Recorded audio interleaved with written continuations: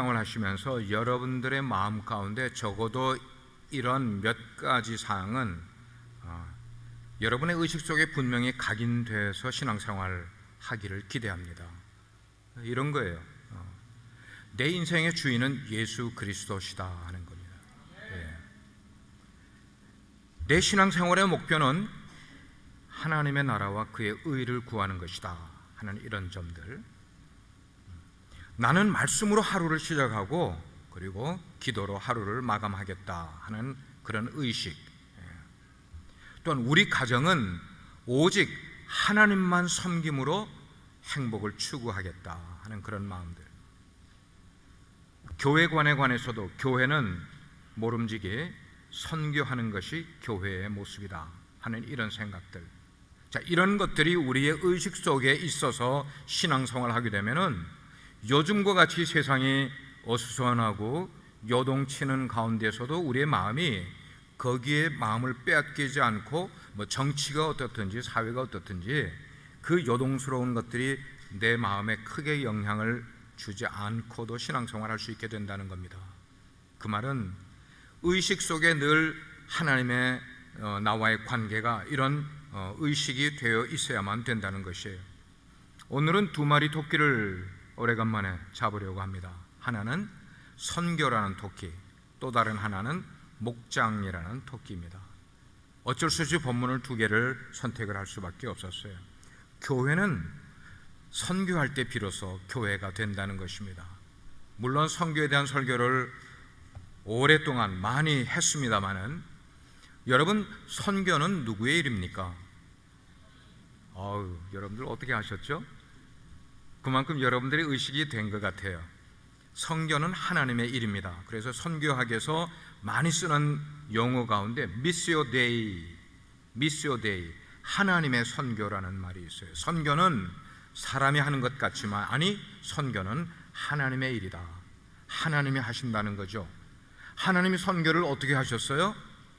하늘에 계신 당신의 독생자를 이 세상의 최초의 선교사로 보내셔서 복음의 불모지와 같은 이 세상 가운데 당신의 아들을 선교사로 파송을 하신 것이 최초의 선교사고 최고의 선교사의 모델이 된 거예요.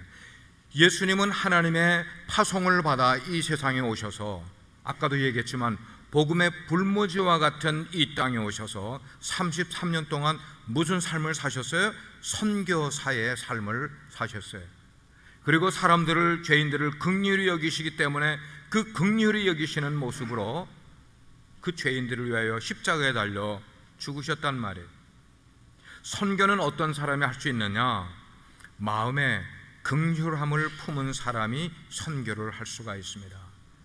우리가 어려운 사람을 보면서 마음에 긍휼히 여기지 않는데 도움을 줄 이유가 없게 되는 거예요. 영혼을 잃어버린 바 된 잃어버린 영혼들을 바라볼 때에 그 사람이 불쌍하다라고 생각하지 않은 사람이 그 잃어버린 영혼을 찾아가서 복음을 증거할 이유가 하나도 없다는 것이에요. 선교는 누가 하는가? 마음 가운데 긍휼히 여기는 마음을 가진 사람이 선교를 하게 되어 있어요.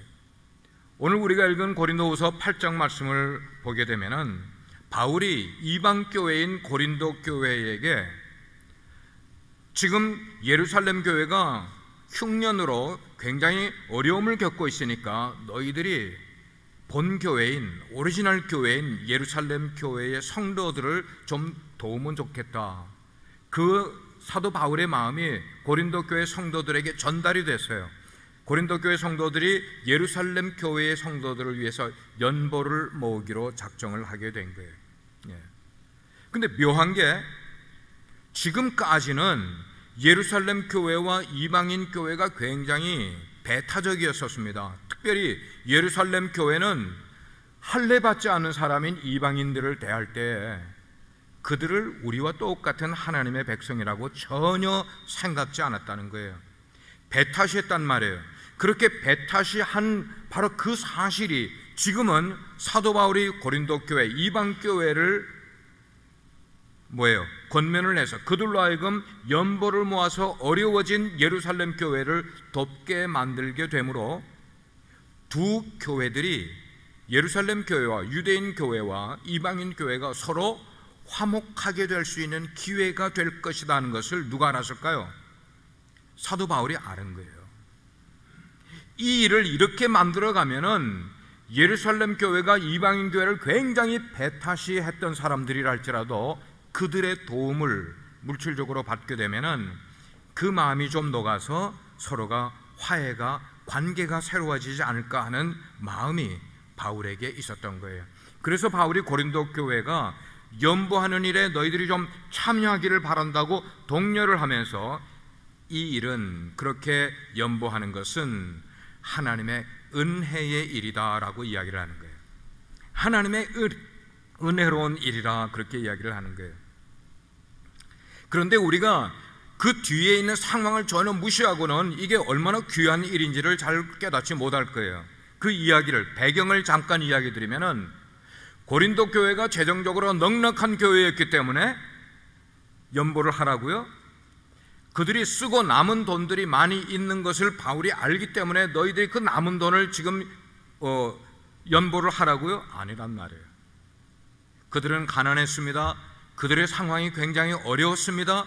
그들은 지금 환난과 시련을 겪고 있는 어려움 중에 있는 성도들임에도 불구하고 너희들이 그런 가운데서도 마음을 다하여서 긍휼히 여기는 마음을 가지고 예루살렘 교회를 위하여 연보를 모아 도와주면 정말 좋겠다.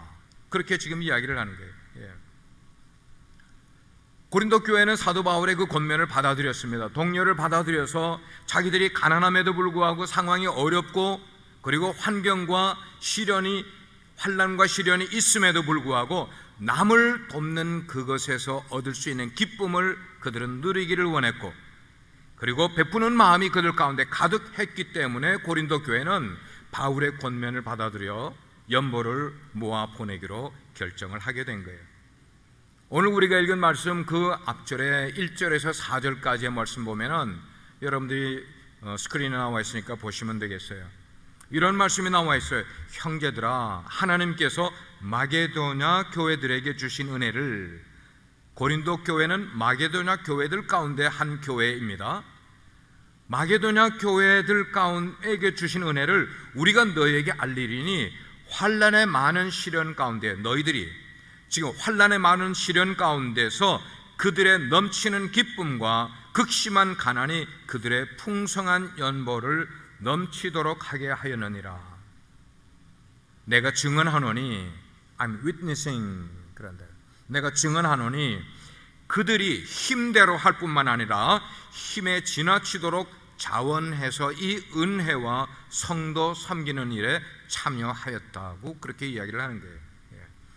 여기 나와 있는 풍성한 연보라는 것은 그들의 신앙의 작품이었습니다. 여러분, 헌금은, 연보라는 것은 우리가 그냥 지갑에 돈이 두둑하기 때문에 내는 게 아니라 우리 인생의 작품이라는 겁니다. 그 말은 내 주머니에 있는 돈을 아까워하지 않는 사람은 100명 가운데 아무도 없다는 얘기예요. 정말 내 마음을 드리는 사람은 정말 내 마음을 어떤 사람에게 드릴 때에는 내 지갑을 연다는 것이에요. 그게 내 마음을 줄 수 있는 거예요. 고린도 교회는 인생의 작품을 만드는 거예요. 자신의 한계를, 왜냐하면 지나치도록 너희들이 할 수 있는 분수 이상으로 그 일에 참여했다는 것은 자신의 한계를 넘어서는 열심 가운데서 그런 일을 하게 됐다는 거예요. 연보를 하게 될 때에 연보를 하는 사람의 마음 가운데는 나누는 은혜가 그의 가운데 확 퍼지기 시작을 합니다. 내 마음 가운데 내가 있는 것으로 나눌 수 있다니, 예수님의 이름으로, 하나님의 이름으로 내 속에 가지고 있는 어떤 것을 사람들에게 나눌 수 있다니, 이것이 은혜가 되는 거예요. 내가 받은 은혜로 나 아닌 다른 형제와 자매들에게 어떤 부족함이 있을 때 그 부족함을 채워주는 이런 섬김의 사랑이라는 것이 우리 가운데 필요한 것이에요. 우리가 그리스도인이라고 사람들에게 이야기하는 것은 교회를 잘 나가는 것만 그리스도인이 아니라 우리들 가운데 하나님으로부터 받은 사랑과 은혜가 넘쳐나서 이것을, 그 사랑이 필요한 사람들에게, 인생에 부족한 것을 가지고 있는 사람들에게 그걸 나눠줄 때 나누는 그 은혜, 이걸 깨닫는 것이 신앙생활의 은혜가 된다는 것이 그렇습니다. 주님의 교회는 선교를 위해 세워진 기관이 주님의 교회예요.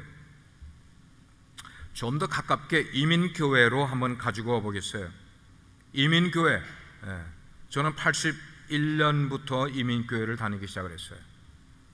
물론 76년도에는 남미에 브라질에서 이민교회를 다녔지만 81년부터 미국에 들어와서 지금까지 이민교회를 다녔는데, 제가 다녔던 두 교회도 역시 미국 교회의 도움을 받았던 적이 있어요. 미국 교회의 도움을 참 많이 받았어요. 이민교회들이. 우리 자체가 그렇게 재정적으로 넉넉한 교회가 별로 없었습니다. 그렇게 재정적으로 넉넉함이 없는 교회가 어느 세월에 선교를 했겠어요?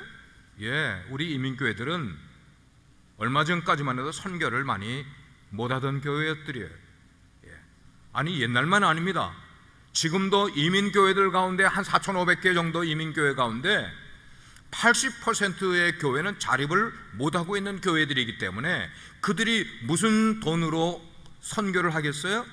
선교를 거의 잘 못하고 있단 말이에요. 그나마 21세기로 들어오면서 교회 상황도 나아지고 목회자들도 성도들도 선교에 눈을 뜨기 시작을 하면서 비록 미국 교회에서 예배를 드리는 그런 교회라 할지라도 선교 헌금을 보내기도 하고 단기선교 그룹을 조직해서 단기선교 파송을 하기도 하는 일들은 불과 오래전에 이런 일이 있었던 것이 아님을 알게 돼요.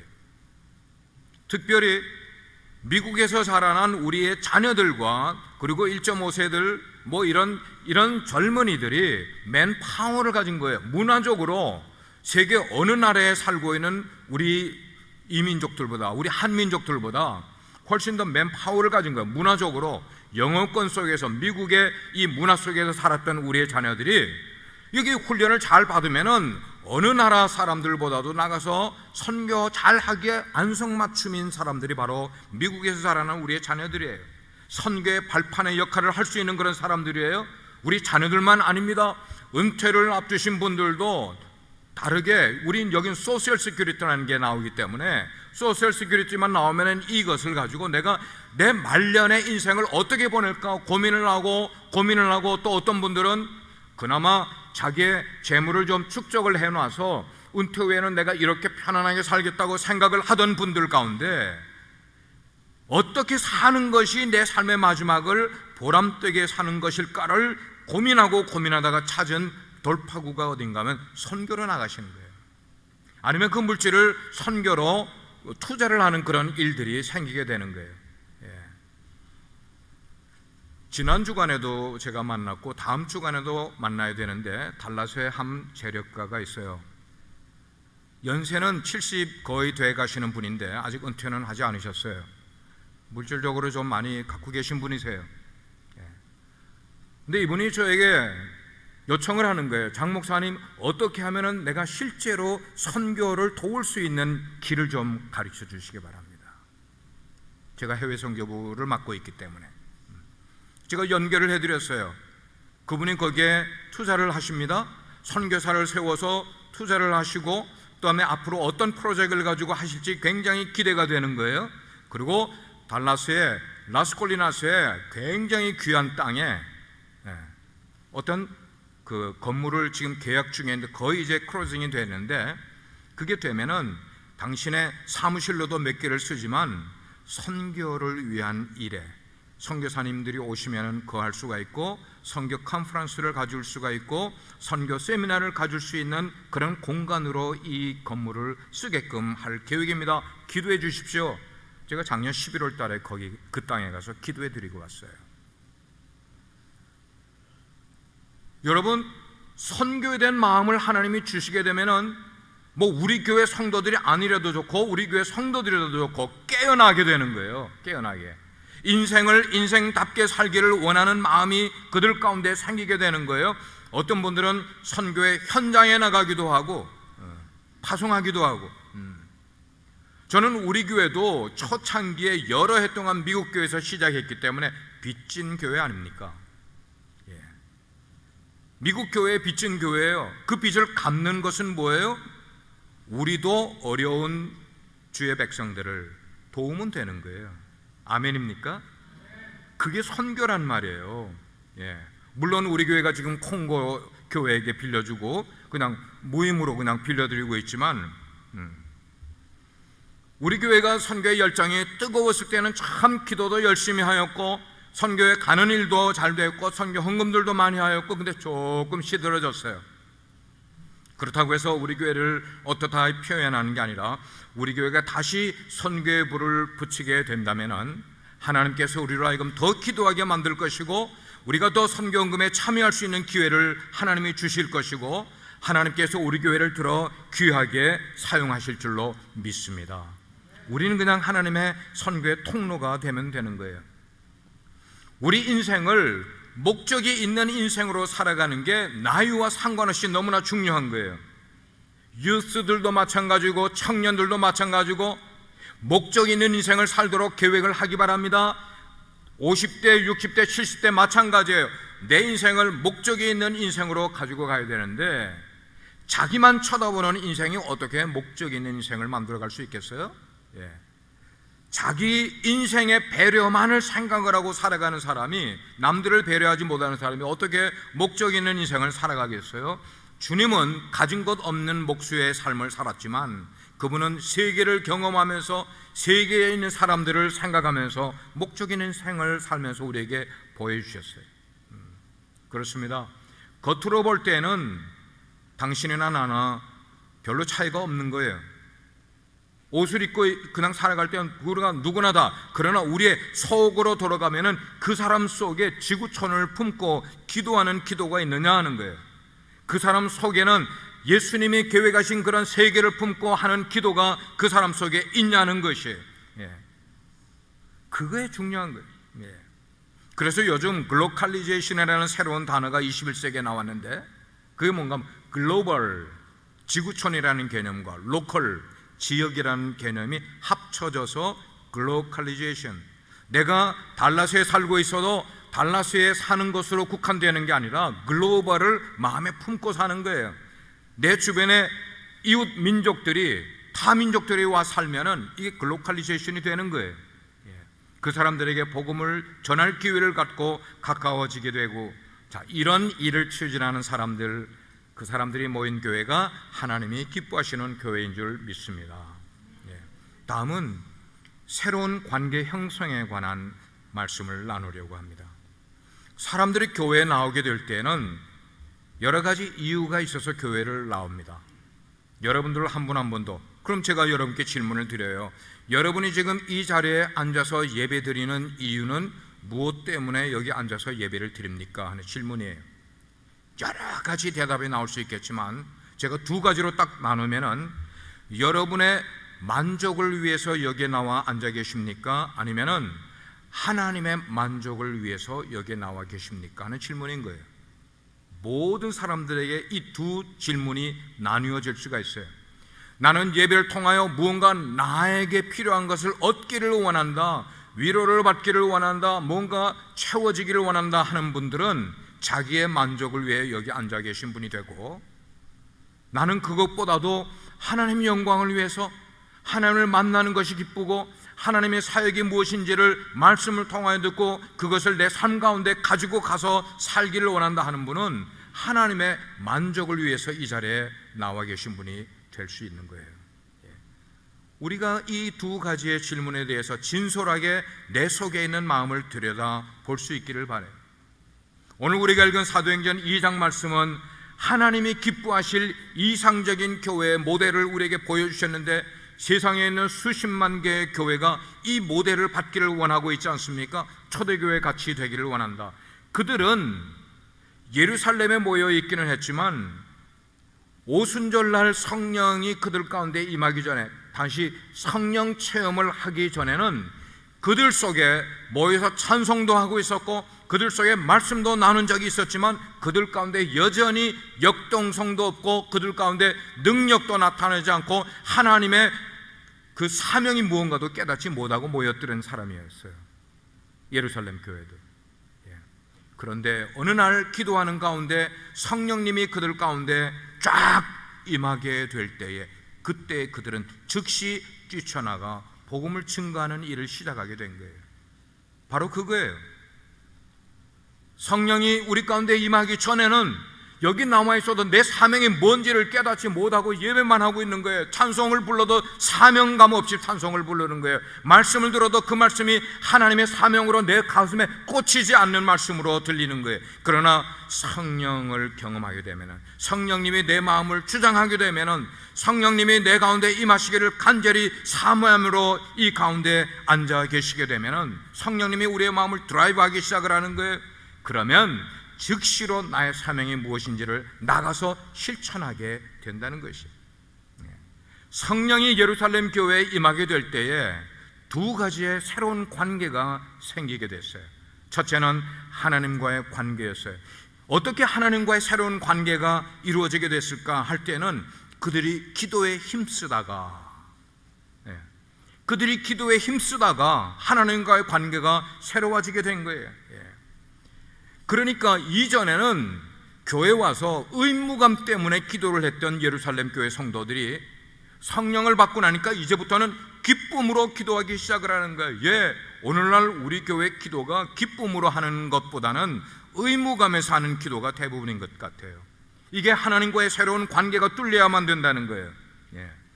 하나님과 새로운 관계가 형성이 되면은 나도 모르게 내 마음 가운데 새로운 선택이 이루어지게 되는 거예요.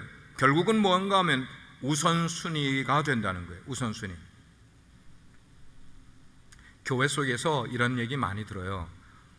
목장으로 좀 모이자 그러면 제 시간이 없어서요. 그런데 여러분, 이 시간이 없다는 이 표현을 다른 말로 표현하면 뭔가 하면 내 삶의 우선순위는 그것이 아닙니다 하는 표현하고 동의의가 시간이 없어요라는 거예요. 제가 시간이 많으면 좀 예를 많이 들겠지만 우리가 TV 보는 거 시간이 없어서 보는 것 아니에요.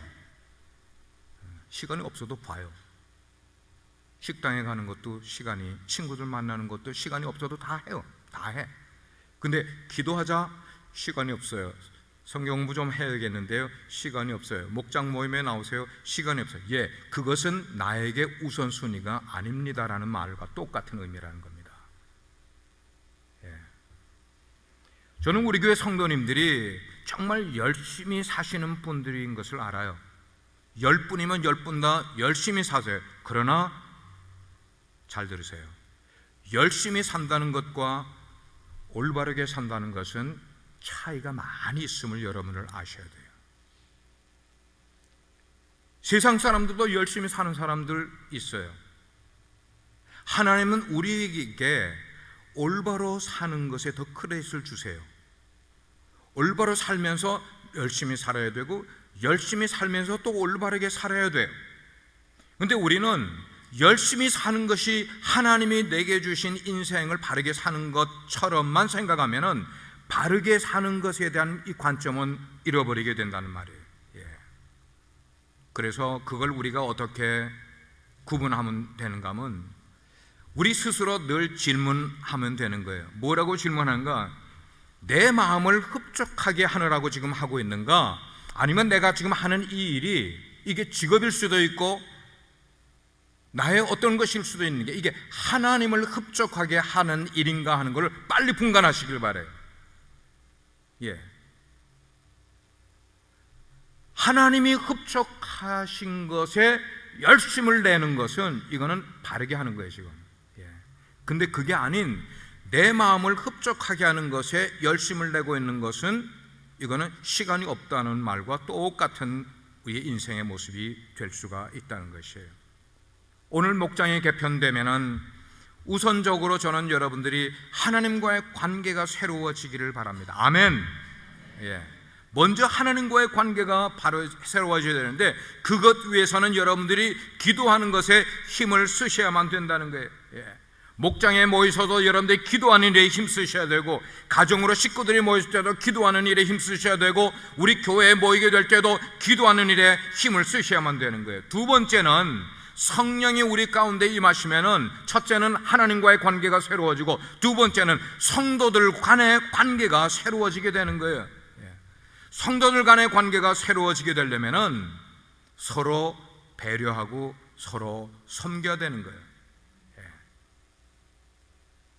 여러분께 질문해 볼게요. 목장 개편을 하면서 성도들 간의 관계가 새로워지기를 원하시는 분은 크게 아멘 하십시오. 예. 그렇게 하면 목장들이 돼요. 서로 배려하겠다, 서로 섬기겠다는 그런 마음.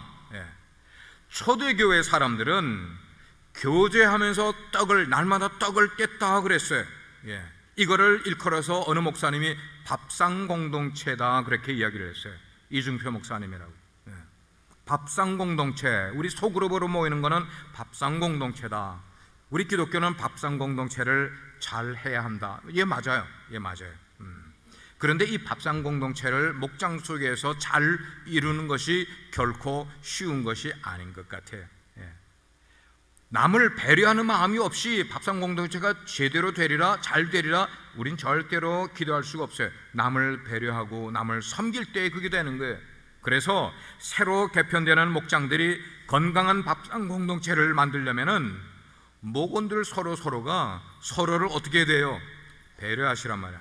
저를 따라하세요. 서로가 서로를 배려하면 된다.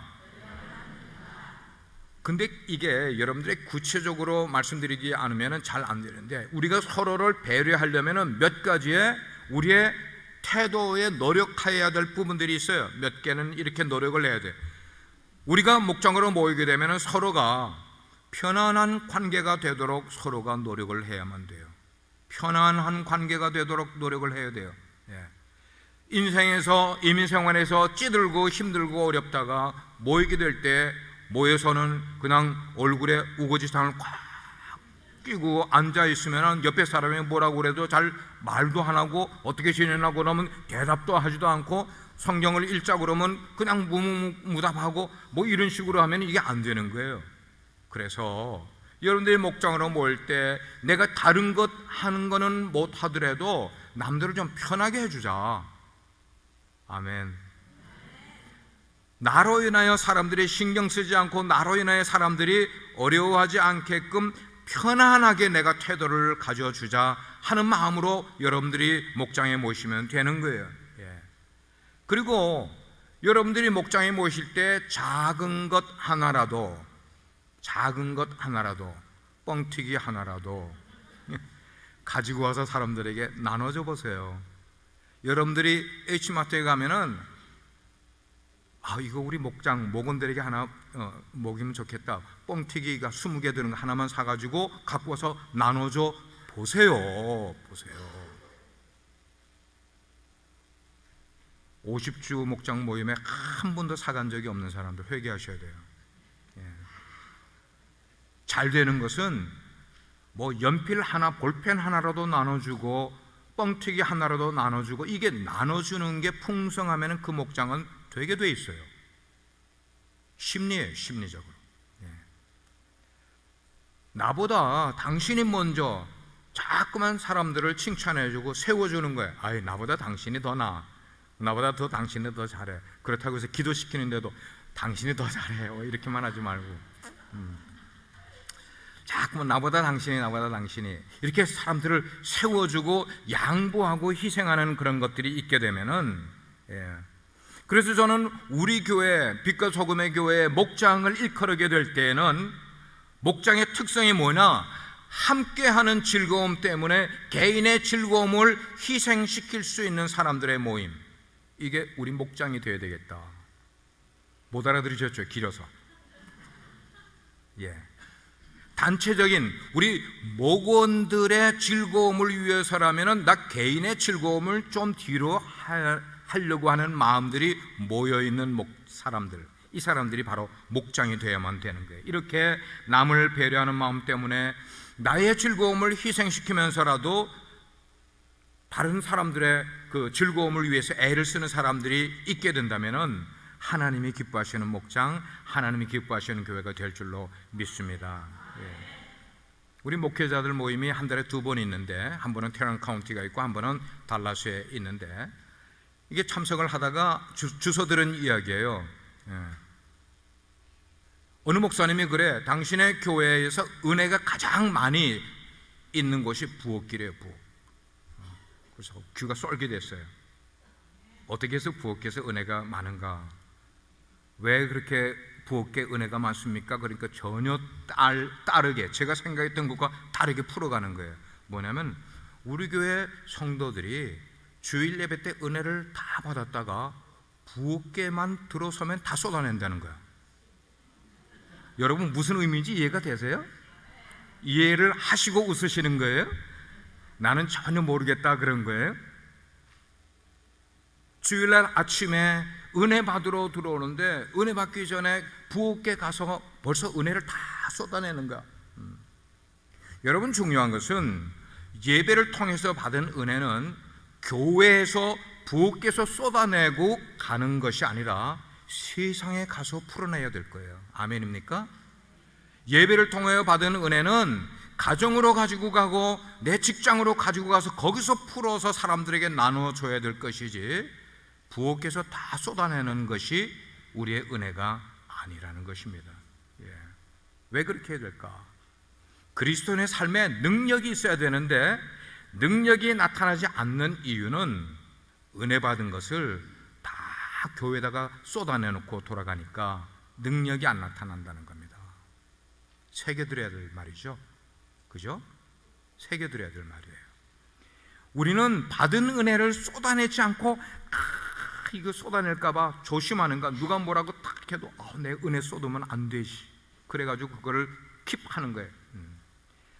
그리고 크리스찬들의 품위를 잃지 않기 위해서 말도 조심하고 행동도 조심하는 I am Christian.